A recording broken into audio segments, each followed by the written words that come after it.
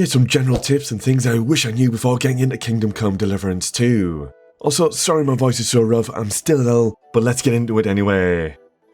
Lord, have mercy on Peter here, and lift from him the weight of his affliction. It's a pretty rough start in the game. Once you're at the prologue, you haven't got much to your name.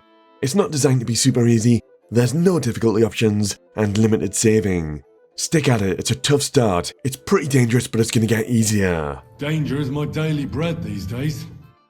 That said, once you're out the prologue, you should have a side quest to find your doggy companion, Mutt. I would do this side quest before anything else because having Mutt makes the game a lot easier. He's a massive help in fights and leaves the enemies wide open for free hits. Mutt also gets a lot of really useful skill perks later on. Aye, you silly doggy. You can get a free horse once you've found the town of Samin, wander around the stables and horses till Henry has some dialogue. You can then talk to Groom Balate and persuade him to give you a horse for free, if you can pass the charisma skill checks and ask him to be reasonable, else he can haggle for a low price. That grey horse you have grazing here is mine. You might get notifications that you've found a nest. If you look around the branches of nearby trees, you might be able to make out those nests. You can shoot these nests with arrows to knock them down and get some free loot or food. You can also knock these down by throwing stones and preserve your arrows.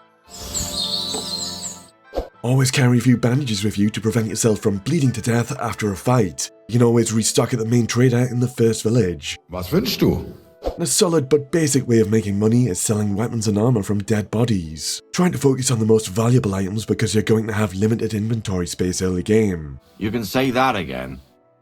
Finding somewhere to sleep is important. You'll regularly need to sleep and need food just to stay alive. Check in at taverns, try getting washed if the innkeepers refuse you a room, and once you've got a bit of money you can pay a small fee for a permanent room, sometimes with storage, which I think is worth it. You're going to need fresh food constantly. You can't just buy food, but early game a good source is the cooking pots in taverns and the scraps of food you find on dead bodies. It was my pleasure to help you, sir.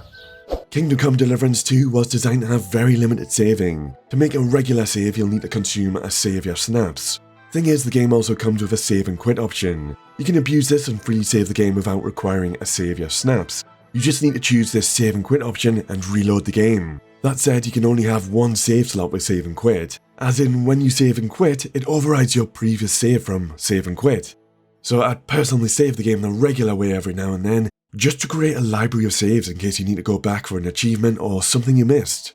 Are you yanking my pizzle? Speaking of missing out, if you're enjoying this, consider subbing to Peter Bytes or liking the video for more content like this. Cover lots of RPGs, you might like my Final Fantasy series where I'm replaying them all and ranking them against each other as I go. Thank you. I wouldn't want to dishonour Peter. Trying to focus on one main weapon type to skill up. You're free to skill up and play with multiple weapons. Just make sure you don't fall behind on your skill levels. Archery competitions are a good way of skilling up your bow and crossbows, and you can make a bit of early money once you get good. Did you know you don't even need to enter the competitions? You can just shoot the targets used in the competition and get lots of skill ups.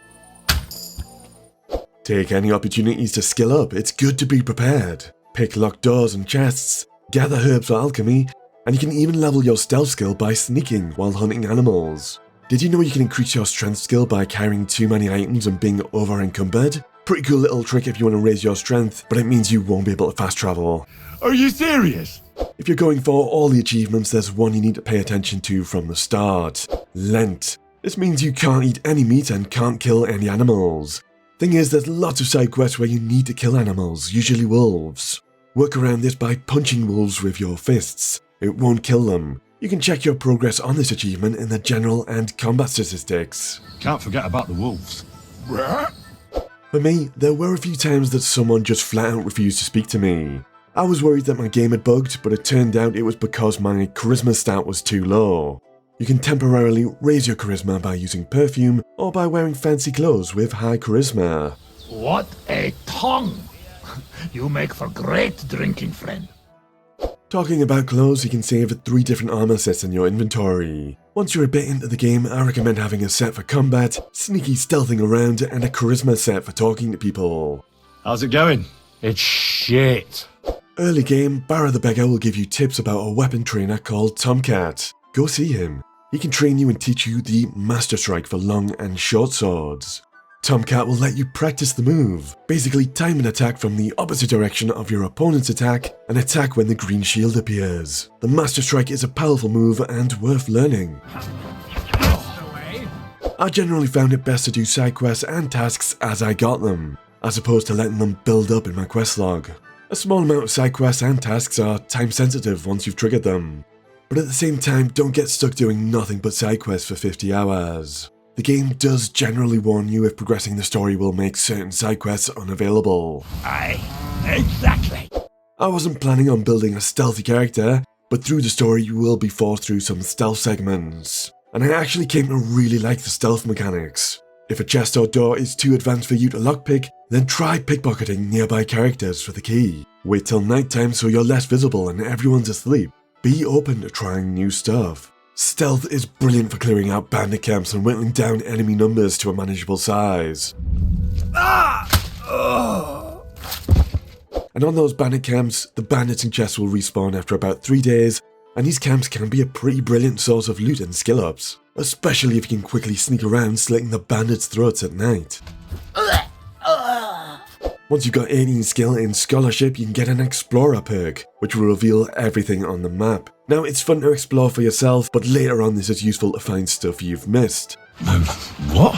Finally, have lots of fun in Kingdom Come Deliverance 2. It's a brilliant game world and has loads of player agency on how you choose to do things. Have a good one.